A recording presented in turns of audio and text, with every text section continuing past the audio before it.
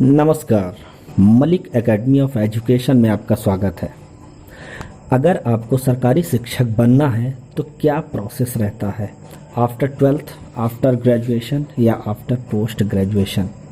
आपको कौन सा टेस्ट देना है या आपको कौन सा कोर्स करना है या क्या क्या प्रोसेस होता है सरकारी टीचर बनने के लिए, हम आपको इस वीडियो में ये सब जानकारी देंगे। सो वीडियो को एंड तक देखें।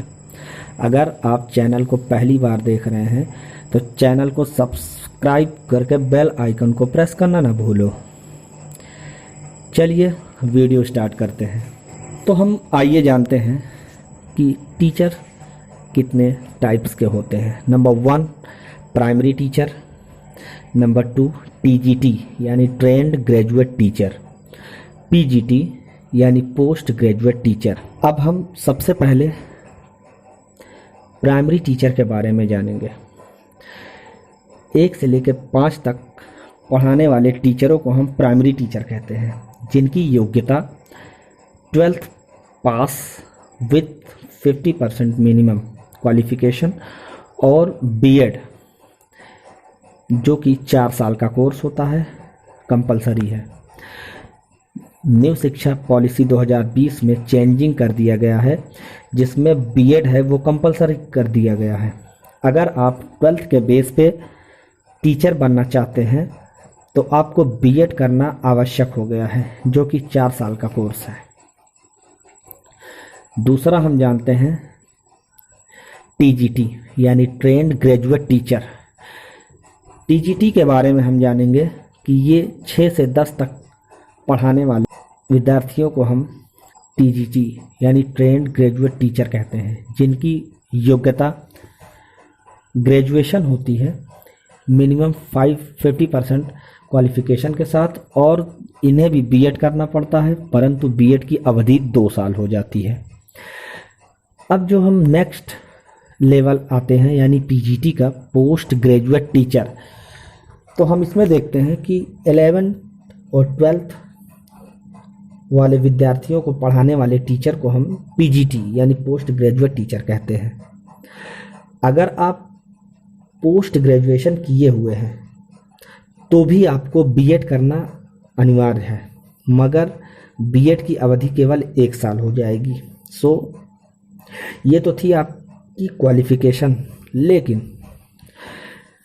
प्राइमरी टीचर, टीजीटी यानी ट्रेंड ग्रेजुएट टीचर, पीजीटी यानी पोस्ट ग्रेजुएट टीचर बनने के लिए आपको कुछ टेस्ट भी क्लियर करने पड़ते हैं, जिन्हें हम टेट कहते हैं, यानी टीचर एलिजिबिलिटी टेस्ट।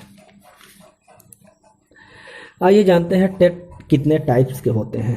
तो हम जानते हैं TET is 2 types, S TET और सी टेट। एस टेट यानी state teacher eligibility test. S TET के बारे में हम जानते हैं कि यदि जो अभ्यर्थी केवल एस टेट क्वालिफाई करते हैं तो वो उसी स्टेट से आवेदन कर सकते हैं जिस स्टेट से उन्होंने एस टेट क्वालिफाई किया है। लेकिन सी टेट यानी सेंट्रल टीचर एलिजिबिलिटी टेस्ट, ये ऑल इंडिया के लिए होता है। तो अगर आप सी टेट क्वालिफाई करते हैं तो ऑल इंडिया में चाहे जहां से वैकेंसी आती है आप आवेदन कर सकते हैं। परंतु मैंने पहले ही बताया है, एस टेट क्वालिफाई करने वाले अभ्यर्थी उसी स्टेट में आवेदन कर सकते हैं जहां से उन्होंने एस टेट क्वालिफाई किया है। तो ये जो टेट एग्ज़ाम रहता है, सी टेट और एस टेट, ये प्राइमरी टीचर और टीजीटी यानी ट्रेंड टीचर ग्रेजुएट टीचर यानी पीजीटी यानी पोस्ट ग्रेजुएट टीचर के सर्टिफिकेशन के लिए आयोजित किए जाते हैं। और ये सेंट्रल लेवल और स्टेट लेवल दोनों लेवल पर होते हैं।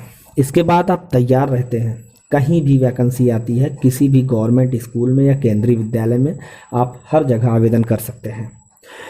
तो जो स्टेट रहता है यानी सी टेट के बारे में हम बता रहे थे, जो सीटेट रहता है यानी सेंट्रल टीचर एलिजिबिलिटी टेस्ट, उसका जो एमसीक्यू टाइप्स क्वेश्चंस रहता है उसको भी क्वालिफाई करना पड़ता है, लेकिन वो न्यू शिक्षा नीति के अनुसार टेट में कुछ बदलाव लाए गए हैं, जिसमें टेट में अब टेट क्वालिफाई करने के बाद भी इंटरव्यू हो गया है। तो इंटरव्यू आपके लोकल लैंग्वेज को चेक करने के लिए होता है कि आप कैसे बच्चों को पढ़ा सकते हैं या कैसे पढ़ाएंगे आप बच्चों को। तो इसी तरह जब तक आप ये सारी चीज़ें कंप्लीट नहीं कर लेते हैं, आप गवर्नमेंट टीचर नहीं बन पाएंगे। तो इसी तरह आप जब एग्ज़ाम प्लस इंटरव्यू क्लियर कर लेते हैं तो आप गवर्नमेंट टीचर बन जाते हैं। तो एक यहाँ पे सावधानी बरतें कि अगर आप डीएड और डीएलएड करना चाहते हैं तो आप ये कोर्स बिल्कुल ना करें, क्योंकि न्यू शिक्षा नीति 2020 के अनुसार आपको गवर्नमेंट टीचर बनने के लिए बीएड कंपलसरी कर दिया गया है। और बीएड के साथ साथ आप चैनल को सब्सक्राइब कर दें और अपना सुझाव कमेंट बॉक्स में अवश्य दें।